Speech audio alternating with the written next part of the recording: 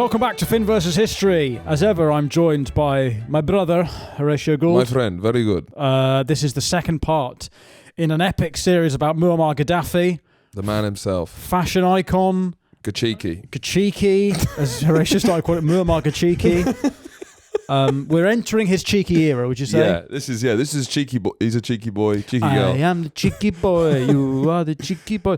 He's very naughty. Gaddafi. He's the naughtiest. I mean, where would you? Because there's a lot of underhand. It's subterfuge. He is just. I guess he doesn't run a big enough state where it's like America's. It's going to start a world war. So instead, he likes to meddle. He needs attention. Yes. And it's very easy for people to forget about Libya because it's quite an irrelevant country. Who gives a shit? Yeah. Yeah. It's got oil, but there's countries with way more oil. Yeah. So it is just his force of personality that keeps bringing Libya back into the mainstream. And now Gaddafi's gone, no one talks about Libya anymore. Who cares? Who cares? What even is it? He is Libya. It's Kane leaving Tottenham. Yes. Wow, that's huge. Who cares about Tottenham? Who gives a fuck? Yeah, who gives a shit? Yeah, they've got money. Yeah. They've got a stadium, but who cares? Because as bad as Gaddafi is, he has a lot of undeniable star power, right? He's A-list. I don't think there is a dictator who has grabbed the imagination with so little resources. Yeah, exactly. Like Hitler had Germany. Exactly. Terrific country. Yeah. Like Mussolini had Germany Italy. has a lot of things that go on after Hitler. Yes. You know? And before. As we've discovered, they were always going to do that. Because they were always doing it in the Middle Ages. As brutal as his regime is to the poor Libyan people, it's still, Gaddafi is synonymous with Libya. He is arguably more famous than Libya. Yes. It's because he was there from the birth of Libya, part of the reason why Libya's so fucked now is he's so interwoven with the identity of Libya. It's hard to know what comes after. And he literally took all the money away and spent it on clothes. Yes. Yeah, he did take all the money that was meant to be spent on roads. Yeah. And he spent it on clothes. His son's spending it on tigers. Yeah, I mean, there's a lot of reasons. Yeah. It's not just the fact that the symbol's gone. Yeah. It's that he ransacked. He ruined the country. Yeah, he ruined the country. Yeah. But from an outside point of view, in a very funny way. We're talking about Muammar Gaddafi. We left off with a handsome man, gorgeous chiseled man. He had promoted himself to colonel after a bloodless military coup.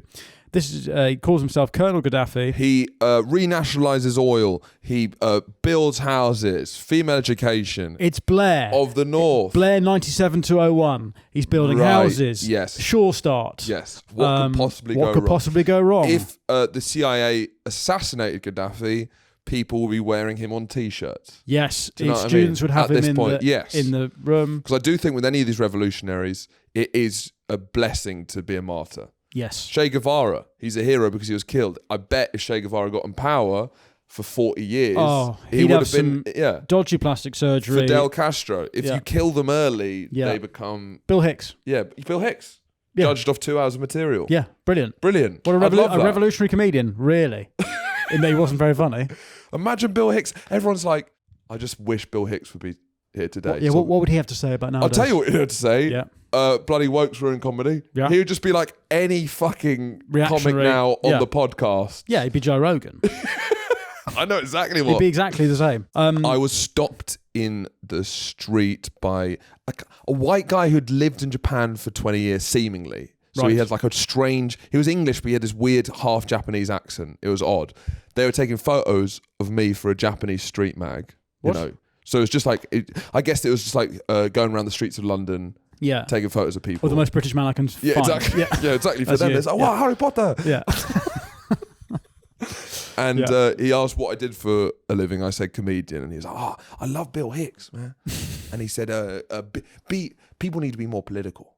And he said, be brave, be political. And he says, and he kept going like, be brave, be political. Yeah. So I think that's what he wanted from a comic. Comedy, bravery. Be brave, be political. Yeah. I want my comedians to be brave and my firemen to be funny. Yeah. That's what I'd like.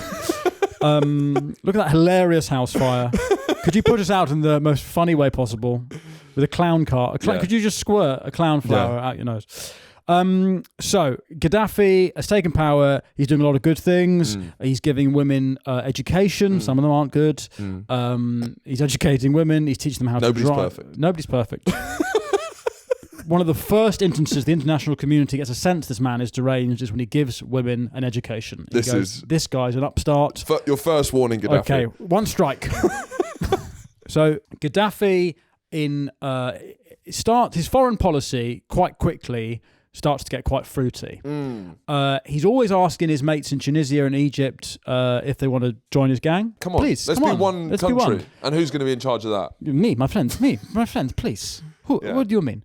Because Libya's not that powerful even. It's his force of personality. It's 3 cities in the desert. It's like Australia, but it's and he's like, well, can I run an entire empire of North Africa? Yeah. No. Fuck off. We're Egypt. We've got pyramids. Please.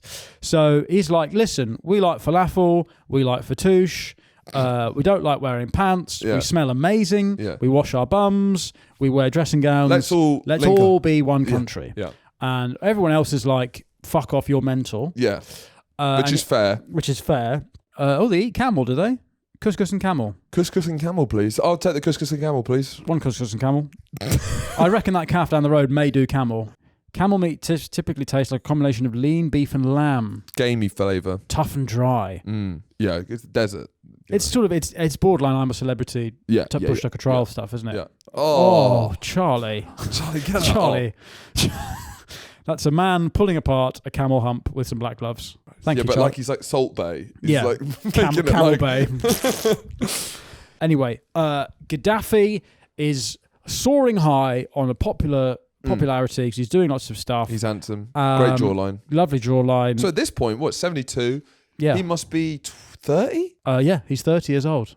Yeah. Or we think, because we're not sure when he was born. He's about your age at this stage. I'm 34. So he's younger than you at this stage. Yeah. So he really wants to join with all the other North African boys. They say no, so he then starts going, fuck it. Chad, do you want to be my friend? Yeah, he looks to the Middle East, he gets rejected, and then he's like, okay, because they've got more going on. Yeah. I'm going to have a better shot in sub-Saharan Africa, basically. I can't bully that guy. Yeah. I'm going to take disabled kids' lunch money. Because I guess North Africa has 2 identities. Because technically it's the continent of Africa, for sure. But because of the geographical barrier of the Sahara Desert, North Africa is far more culturally the Middle East, basically, and always has been. And Europe, you might say. I guess, well, these days.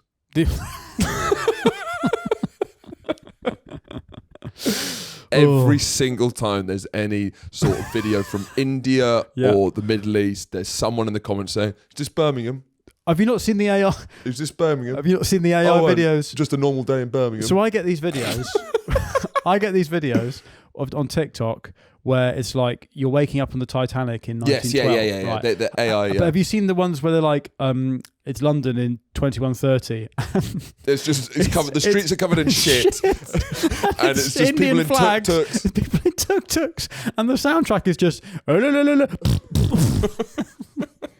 It's the like same account. AI has given the tools to racists because I think in general because of AI now you can but you can create such high quality looking racist imagery. Fucking mad. What's that? Is that poo? Normally, is that poo in the tube? Normally, racists lack imagination, so they can't draw very well or create very good art. All right, if you're severely racist, but the problem with AI is you can just type in racist prompts and it 3D renders all of your thoughts and imagination. So now there's a whole palette that racists have never had before. That's true, yeah.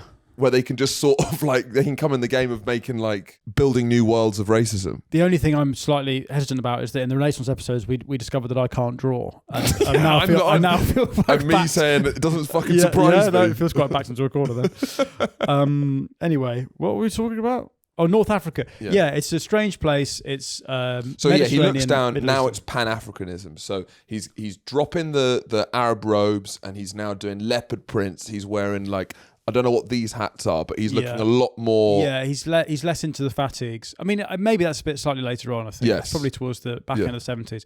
But one thing he is doing is he's as we said in the last episode, he's an intellectual that has zero intelligence. So it's all show. Which is a tough position. It's like being a footballer with no legs. It's hilarious. Pass me the ball. I'll score. It's like if the Drogba's got no legs, Right. and then he gets angry at Arjen Robben for not passing it. But what are you doing? I was open. And he's like, you've got no legs. He's like, yeah, I can head it in. So Gaddafi has the air of an intellectual, even though he makes absolutely no sense, even in Arabic. Well, he's got a lot of identity. It's like, what I like about Gaddafi is he wants to be the best at everything. He's military fatigues. Yes. He's a fashion icon and an intellectual. And someone said that he's also might be the biggest rapist that's ever lived. Yes, there's potential. There's that as well. I mean, the guy, it's overwhelming. Yes. I found researching him overwhelming. There's too much stuff. It's like, spread this across other people's lives. You can't have this all this in one is person's all in life. one podcast series. All of this happens. And he's dead. And I never got to meet him. Sorry, can I just shake your hand? Can I just shake your hand? You don't know me, but I've been watching you for a long time. Sorry, can I just shake your hand? I was in a really dark place and I started watching your videos. And they really made me laugh. Munich, 1972. Now this is. Can I just say this is fucking hilarious? Can I just say because this is Munich is in West. Which part? I'm getting to it. Trust me. So Munich is in West Germany, and the Munich Olympics 1972 it's like Germany's rehabilitation for all because the last stuff. time Germany had the Olympics, it was a PR. It was Hitler's. It was Hitler's Olympics. Yeah, it was Hitler's Olympics. It was the Jesse Owens Olympics. It was all that sort of stuff. And the whole thing was essentially just an advert for Nazism. Yeah. And so the fact that they've given Munich another go is a big thing. It's still last chance saloon though for me. Yes, it is. Okay. Hey, if any of the black guys win the 100 meters, what are you going to do? Yeah, you're going to zip it. You're going to zip it and you're going to say, well done. Yeah. So this is one of the wokest Olympics ever. Or they're really trying their best. No one's getting told off for anything in a way. No. Everyone's getting a medal for trying. Yeah. Well done for competing. Is there a Paralympics at this point, Charlie? Do you think that if you were disabled, you would be...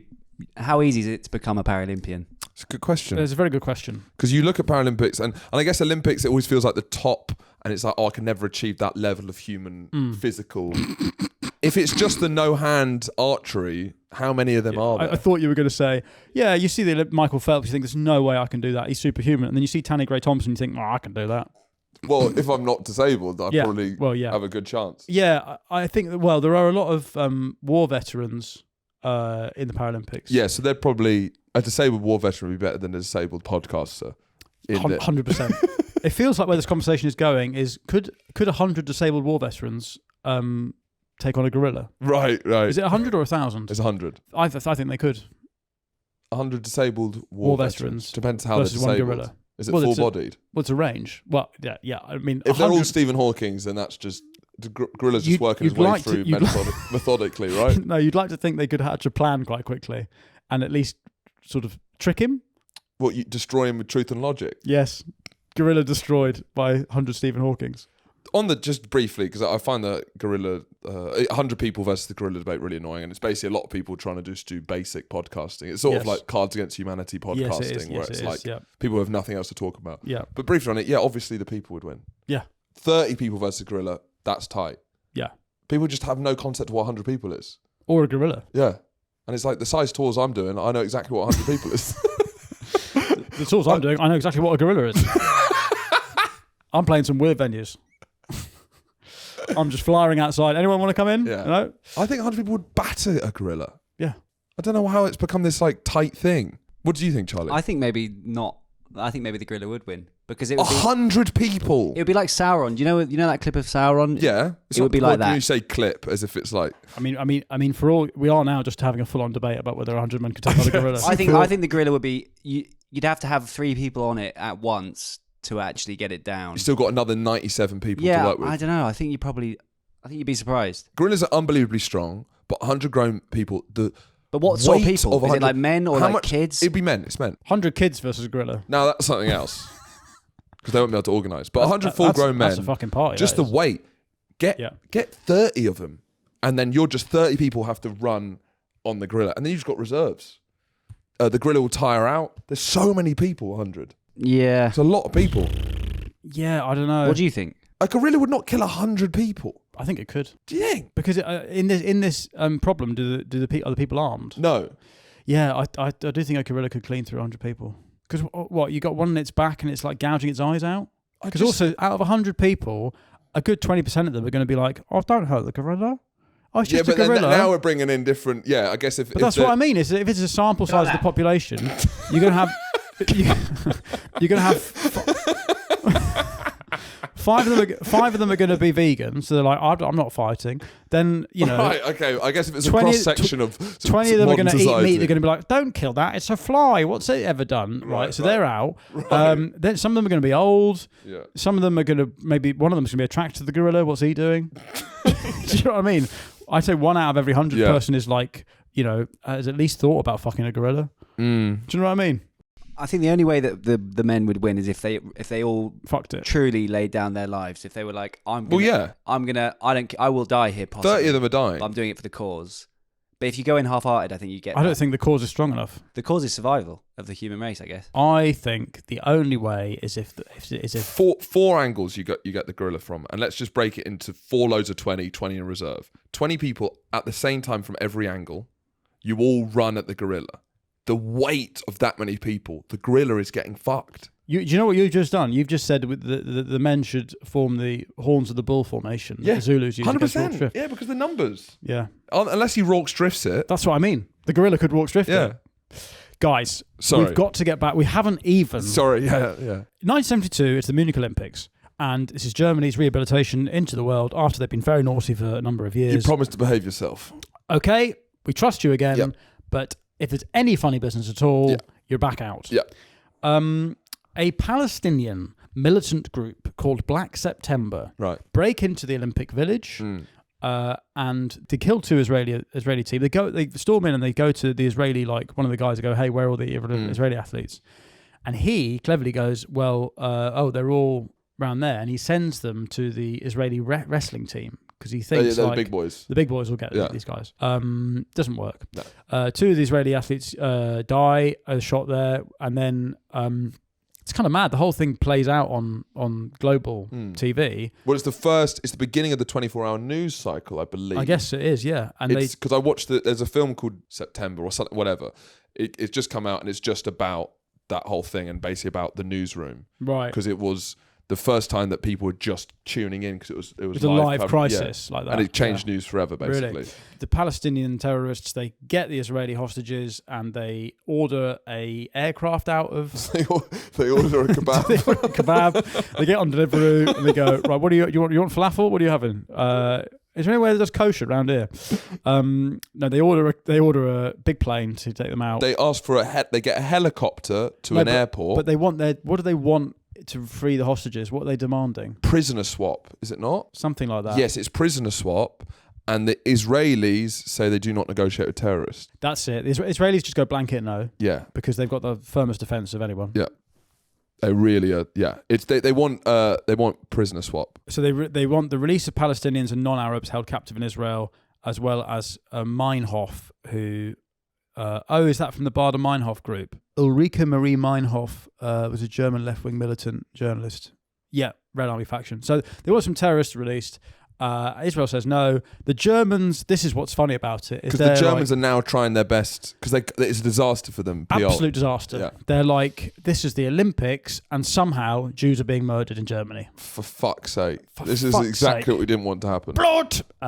They are, they're livid. And then there's a rescue operation. So they get to the airfield where... Because they're literally miles away from the old camps as well. There's a camp quite near. The Olympic Village is, a couple of miles from Dachau. Fuck. So just the symbolism of it is hilarious. Yeah.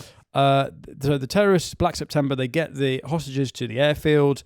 And what the Germans have done, they've swapped the plane crew for the police. And they have snipers in the air traffic control tower. Yeah. But the snipers have no scopes. Yeah, I think they're not sniper rifles. I think they're just assault rifles. They're assault rifles. Yeah. This is the era of like, should we? Sorry. Just think about the EU now. It's that sort of style of European diplomacy. We're all best friends. Yeah. And it all works until someone gets a gun out and then you look very weak. After you? No, after sorry. you. we're not allowed We're guns. all best mates. We went too far. We shouldn't have guns anymore. So then, inexplicably, the plane crew just sort of like fuck off, don't do anything. Then the terrorists realise what's going on, and they lob a grenade in a helicopter where all the hostages are. That blows up. Then there's a bit of a firefight. And then somehow some misinformation gets around that all of the terrorists have been killed, all the hostages are safe. Ladies and gentlemen, we got him. Yeah, it's like, they're like, are you sure? I'm sure. Yeah. Oh, wait, I'm not sure. All of the hostages are dead. Everyone's dead. Every single one of them is dead. Ladies and gentlemen, we fucked it. Yeah, it's just botched. So Disaster. they kill all the... yeah. It's that... You know that episode of Changing Rooms? Have you seen this clip? No. There's a clip of Changing Rooms. They build the shelving units for all this woman's teapot collection. Right. And then... She loves her teapot. She loves teapots. And they show the woman all the smashed teapots. Hang on. I'm really sorry that I've put you under this stress, because it's nothing to do with you at all. You wanted a corner cabinet. I gave you a nice hanging modern shelf, okay? So it's just the Germans now. Okay? Yeah. And I'm really sorry I've put you through this. So the two lesbians with the teapots are the Israelis, and this is the Germans. Who go, we promise it's going to be fine. We promise it's going to be fine. We're going to find all the hostages, and then they fuck it and they go, right, it's not your fault. This is all my fault. All those teapots, right. It was my idea. My idea to have the Olympics here. It's all my fault. I'm very sorry. Anyway, that's the Munich operation. But what? So now it's still not proved whether Gaddafi, like how much he's involved in it. But he was funding pro-Palestinian groups. He was funding Black September, supposedly giving them training camp facilities. Yeah, Libya as well is where if you're going to train, you just go to Libya and it's like the gym, terrorist gym. Yeah, it's where they go to like work out. Yeah. They're firing rockets in the desert. Yeah. It's mainly desert Libya. Yeah. And what he then does, so there are three terrorists that survive, they get on a plane and they get back. They come back to Libya. What, it goes through customs? I never understand this bit of the story. Somehow Gaddafi just like goes give them back, and the Germans are just like, look, we don't want to detain anyone. It's a period, and it happens with the British stuff as well. It's like trying to, and because this international order is now crumbling. It was at a post-World War II world where they're trying to really uphold UN rights, human rights. And I guess some of the flaws in that is if you get mad cunts who don't give a fuck about them, they can really just take advantage of them. Yes, exactly. Which is kind of where we are now. Yeah. It's like European pan-liberalism, all that sort of stuff. Yeah. In the face of a mad cunt. We had Syria gassing their own people. We go, you can't do that. And then they're like, well, can you though? It's my right to gas my own people. And we go, I guess it kind of is, and actually. They visit your country and you're not allowed to arrest them because of Article 74 that says... I guess it is your right, actually. Sorry, after you. Yes, no, you're right. Carry on. Do you want a cup of tea? Yeah. So Gaddafi, what he does do is he flies the surviving terrorists out. He does a press conference with them where he's like, these are my boys. Yeah. These are my boys. Post-match press How conference. went? Well, listen, we killed all the Israelis. Yeah. We lost some good men out there. But we left it all out on the pitch. He flies the bodies of the dead terrorists back to Libya. How is he getting these guys? And he gives them a state funeral. But I don't know how I guess this is peak liberal European cuckness, right? Yeah. How are you letting them get the... Can I have those bodies of the terrorists? Really? I'd rather you didn't. I think... No, I really want them. No, okay, yeah, no, fine. Sorry. We're the bad guys. It's fucking insane. Yeah.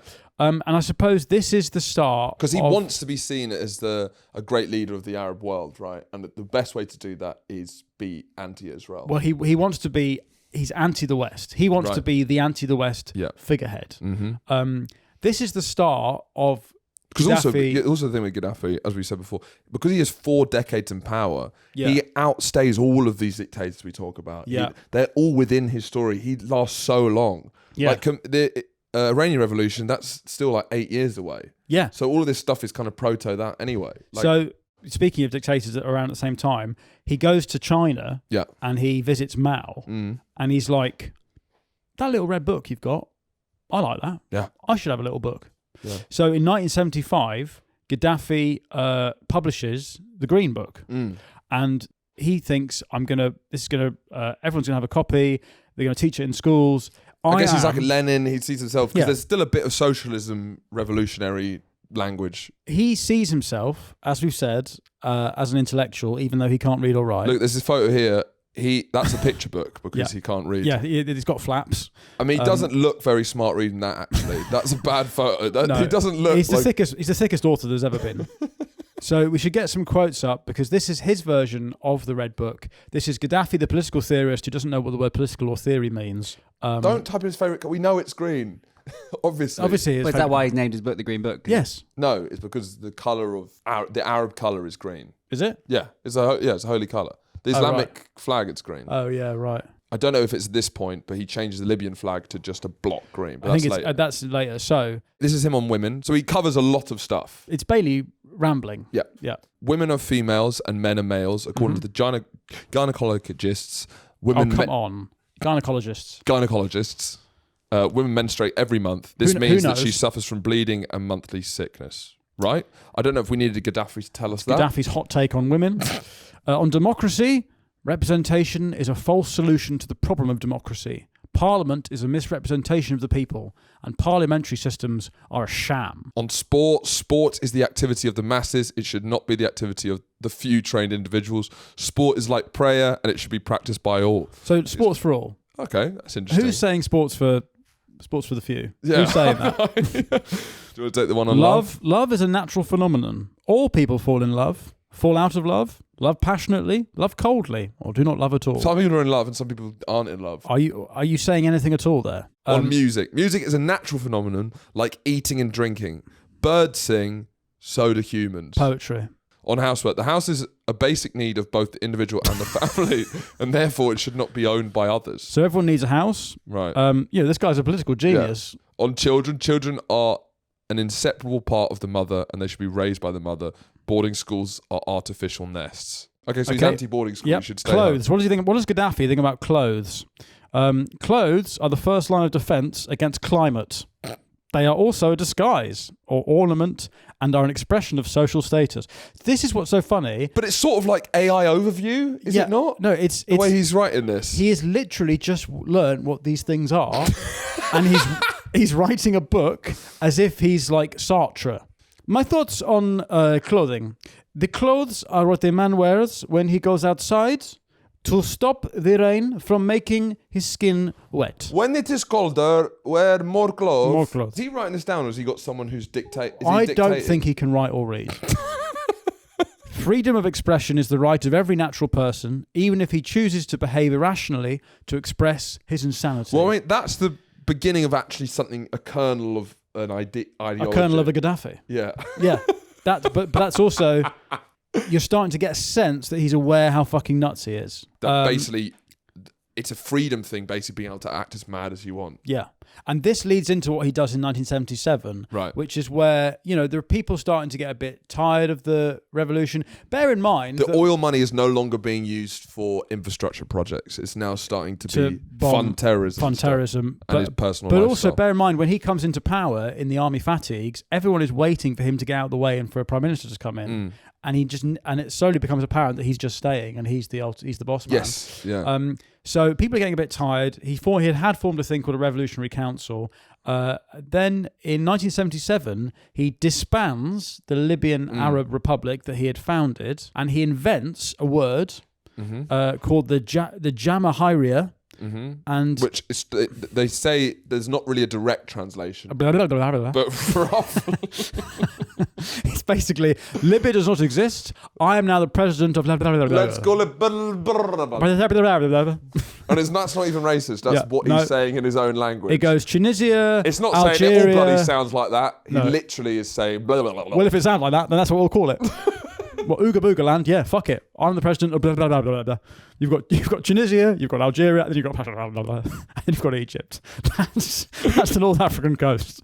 And he literally, this is when he makes the flag just a block of green. Yeah. This is where he invents something called Third International Theory. Awesome. Now, I have been, for the last 2 days, on the Wikipedia page for this theory, and I see myself as someone who can understand political ideology, right? And I haven't got a fucking clue what he's on about. It is insane. Now, I'm just going to read this, okay? Right. Third International Theory, also known as the Third Universal Theory, or Gaddafiism. Gaddafiism. Right. Are you Gaddafiist? I'm not Gaddafiist. I'm a fan of the man, not his ideas. I'm a I follow I'm more of a proto-Gaddafiist. I'm a post-Gaddafiist. I'm living in a post-Gaddafi world. So this is basically, I want you to, listeners, viewers, I want you to bear in mind, this is a man who is yearning to be taken seriously, and yet he has no idea what anything means. So Gaddafiism, which is the principal theory of his government, the Great Socialist People's Libyan Arab Jamahiriya, contains... That's what he changed the official name of Libya to, by the way. To the Great Socialist People's Libyan Arab Jambalaya, right? Now, this combines elements of, you ready? Arab nationalism, Islamism, Nasserism, anti-imperialism, Islamic socialism, left-wing populism, African nationalism, pan-Arabism, direct democracy, Islamic fundamentalism. Right. He has picked every ism he can find, put it into one green book, and said, that's what we are now. It's a NutriBullet of political ideology. Just put it all into one easy to drink green. It's that's why the green... It's a green smoothie. But it's not. It's not, because that at least makes sense. It's like, there's a mango, there's some spinach, there's some kale. This is a trifle and a beef Wellington in a smoothie. It makes no sense whatsoever. It's you're drinking a tasting menu in a smoothie. It makes no sense. Right, bear in mind, he is fun. He's got a theology that blends pan-Arabism with pan-Africanism, direct democracy with Islamic fundamentalism, socialism with the whole thing is fucking insane. Yeah. He dissolves every institution of government. Right. He then says, I am no longer a president. I'm not because there's no country. Because it's blah, blah, blah, blah. So you will call me the brother leader. Right. I'm just big brother. Yeah. Brother. I'm your brother. My friend. He basically calls himself my friend. He becomes my friend of Jiblablablah. And he then says that democracy is a sham. He says MPs aren't the people, so it's not actually democracy. And when you say, well, no, it's representative democracy, he goes, yeah, but that's not the people, is it? And you're like, okay, if you're being literal about it, then no, it's not. But the whole point is that people want to live their lives, not get involved, not be an MP. He's like, well, no, everyone should be an MP. So then he says that there's no country, there's no laws, and he says we're moving to a point where there'll be no money. Right. And he says that everyone He listened to Imagine by John Lennon. Yeah. And tried to make this great music. By the way, music is a thing you hear with your ears that moves people very much. Sometimes people use it socially to come together. Sometimes people dance to music. Sometimes you are in lift and music is playing. I have no idea why. Yeah. I like very much. So he says that everyone needs to basically be an MP. He forces everyone into these people's congresses, and they'll then decide what to do about issues, and he's just there to usher people's ideas towards the leading the country. Yes. Also, so the reason why it's called the third, was it the third one? International theory. Because this is height of the Cold War, so it's communism versus capitalism, and he's trying to pitch the middle path. Third one. But there is such thing as the third way, which is the kind of Clintonism, right? Well, it's Blair. Yeah, which is trying to blend that. But this is not that. This is just like, you can either be communist or capitalism or just fucking... You could be... It turns out, you could be everything else at once. You can put a trifle and a beef Wellington and some cheese straws and some milk in a blender, and you can just drink it in one go. What happens to your poo? I don't know. Who cares? Who gives a fuck? It doesn't exist anymore. So essentially what this means, though, is that the reality, only 10% of the population actually go to these people's assemblies, direct things, because no one fucking cares. Of course. Because basically you're forcing everyone to become a local councillor. Yeah. Can you imagine? It'd be a nightmare. Imagine. I mean, my father-in-law's a local councillor. Is he? Yeah. And even he's like, this is fucking boring. Of course, what are you doing? Yeah, this is the guy that does the bird watching Shazam app. He's going to local council meetings and I'm like, fucking hell, I can't be doing this. Has he got past any legislation that you know of? He's been trying to get a bandstand in Dorking for the last 5 years. Victorian bandstand, and he can't do it. He's been consistently filibustered by the council, other council members. He's seen as a sort of like an airy fairy for wanting a bandstand, for caring about beauty. Jackie Weaver. Imagine if everyone was Jackie Weaver. Yeah. That's what Gaddafi wants. You have no authority here, Herr Commandant. So Anyway, the Jamahiriya, the blah, blah, blah, blah, blah, means Libya is now essentially a cult of personality, and there's a secret police that starts a surveillance network on whether people are doing their actual duties or not. So it's all complete. If you're a dictator, obviously bollocks. you've got to have a secret police who drag people out their house and torture them. But at least in like East Germany, the Stasi, the people know what they should and shouldn't be doing. Right. In Libya, they've got no fucking idea. Blah, blah, blah, blah. Yeah, it says, you didn't follow the rules. Are you anti blah, blah, blah? Yeah. Please, my friend, you're in jail. Like, it's terrifying because it's got no fucking, makes no sense at all. His Pan-Africanism really kicks off. He starts funding Idi Amin. Right. Good guys. God, we'll get to Idi Amin at some point. Yeah, that's a great. What a bloke. The African strongman. So he funds, again, because he's so rich, there's so much oil. Yeah. Libya is one of the top 5 oil producing countries, I think. Right. And at this point, this is post-OPEC crisis. Yes. So they've jacked the prices up. They're earning a lot of money. There was something about OPEC and Gaddafi. What did that... I think maybe he founded... So OPEC... Do you want to explain what OPEC is quickly? The oil-producing eastern countries. So it's the Middle Eastern countries. It's a trading bloc, or it's just like for shared interests of these Arab... countries who make and oil. Basically, because of course Libya has a lot of oil, they're part of OPEC. But yeah, like any meeting that Gaddafi's in, he's just putting his hand up and pitching fucking crazy ideas. Yeah. Gaddafi's views on oil pricing and production were often at odds with the overall consensus. So obviously, look, Gaddafi does not care about consensus. Yeah. Consensus is just another word. He doesn't know what it means. So he's pitching a lot of ideas at OPEC, basically, and getting them shut down. Consensus is a noun that is when many people agree on the same thing. Yeah. I have learned this recently. That is my opinion on consensus. Yeah. Gaddafi is reading the dictionary like it's all opinion. Yeah. So Gaddafi, he'd also, in meetings in the 70s, he would just blow smoke into people's faces. Yes. And also just come and put his gun on the table. Yeah. But he's got a golden gun. Yeah, when negotiating for meetings and stuff. Please, my friend. Yeah. Right. End of the 70s, it should be said, for balance, that by 1979, living standards in Libya have gone from, the average wage goes from $40 a day to $8,000 a day, which is more than Great Britain. Really? Because obviously the end of the 70s in the UK is awful. Right. Because this is just before Thatcher comes in and mummy sorts us all out. Yeah. The women are like more educated than they've ever been. Well, what I found, because I heard this as well, and it's also like literacy went from like 10% to 80%. Yeah. But this is often the case. Gaddafi's still in that 20%. Yeah. People who can't read. People often bring these up with these sort of dictators. Is this not an inevitable part of modernising whoever's in charge? If no one reads, are you really revolutionising it when it's just like, do you know what I mean? Do you know what it is? It's that when you start a podcast and you immediately go to the top of the charts, it's because you're going from naught to 100%. Because you can say Gaddafi did a good job. It's not actually good. The numbers aren't actually that good. But when when you're the first person to even have any ideas about modernity, then it is kind of easy to grow. Maybe you're right. So the Iranian Revolution kicks off 1979, 80. The hostage crisis sees off Jimmy Carter. Yeah, because once again, the problem with some soft liberalism is it doesn't really work when you meet a fucking mad cunt. A mad cunt that's got a golden gun. Yeah. And you're trying to sell him, hey, do you like peanuts?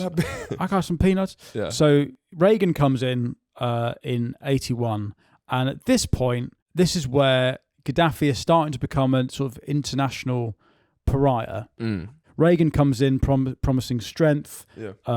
Back to America. Yeah, as a strong America's man. great. Stallone and Schwarzenegger are stars of American action films now. Yeah. America's masculinity is back on the menu. None of this Scorsese taxi driver, insular sort of incel moping. We're now Tom it's fucking Cruise. Rambo. Yeah. So 1981, there are some in the Gulf of Sidra. Get a map up, Charlie. Which is a map of Sidra, not just any map. Not just get a map up of London in the 1880s. I like maps. What A road would you like? The Gulf of Sidra is sort of... It was the coast of... Yeah, but it's international waters. Right. Because Libya's a sort of... The coastline's a big dip. Fine. And so there are... Reagan's just putting some ships there just because the Iranian Revolution's kicked off. Just letting you know... who's boss? Saddam is either in power or about to. It's all looking a bit fruity there. There's been some more Arab-Israeli stuff. So Reagan's just putting some ships there for exercises. Gaddafi says, that those are my waters, and they're categorically not. He's got like he said. There's a imaginary line that he says if you cross this, Well, so fuck you there's up. a map saying these are international waters. Gaddafi doesn't know what a map is. No. He goes, well, fuck that. If you cross this line, that is my line of death. Yeah, And so I will launch an attack on you. yeah. And so the US are just Gaddafi, flying. that's a map of Middle Earth. Yeah. Oh, right. So who cares? Blah, blah, blah, blah, Do blah, not cross this line. Do not. Blah, blah, blah, blah. So Libyan fighter jets shoot at the Navy jets So because just give it a go. because they're near the line of death, an They arbitrary just- line that Gaddafi's drawn Yeah. in the middle of the sea, and the US Navy shoots them down. They're feisty as hell. The Libyans. Yeah. Gaddafi doesn't give a fuck. Arab countries just do this. They always just punch, no matter how big. Yeah. They never think about the consequences. It's just always just like, yo, fuck you. Reagan does a speech where he brands Gaddafi the mad dog of the Middle East. Right. Now, obviously, it's not the Middle East; it's North Africa. Yeah. That's quite funny. This mad dog, China, and this mad Chinese dog. And this sort of starts a pretty fruity era of American-Libyan relations. This is what's interesting: is that Libya, over the next decade, which we'll maybe deal with more in the next episode, Yeah. Libya basically becomes the country that George Bush and Blair say Iraq is after 9/11. Yeah. They say that Iraq is aiding and abetting terrorism, funding terrorism, training terrorism, weapons of mass destruction. That country's Libya. Like Libya is doing that throughout the entire 70s and 80s. Yeah. It has that reputation during the 70s and 80s. Yeah, though, it does. Yeah. And it's something also that they project a lot of those fears onto Libya as well. So we're going to leave that episode here. Yeah. Reagan and Gaddafi have kicked off. There's been a little bit of fighty business on the Gulf of Sidra. Yeah. In our next episode, we will be joined by Daniel Sloss, a Scottish Gaddafi scholar, who will take us through a decade of pretty mad shit. Yeah. There's terrorism, there's bombs, there's the Scottish 9/11, Yes. which is Lockerbie, and then there's 9/11 itself. Yeah. So excitingly, in this series, we will get to 9/11. We'll touch on it. We definitely won't say too many things on 9/11 because you've got to keep the powder dry Keep the jizz in my cock. for the 20 episode series on the first tower, Yeah. and then the follow-up spin-off on the second. So all those episodes of our Gaddafi series are on the Patreon now. You can join the Patreon and become a truther for £3 a month, where you get access to everything in one hit and some bonus episodes every Friday. But either way, we'll see you next time for a naughty decade of Gaddafi terrorism. Goodbye. Goodbye.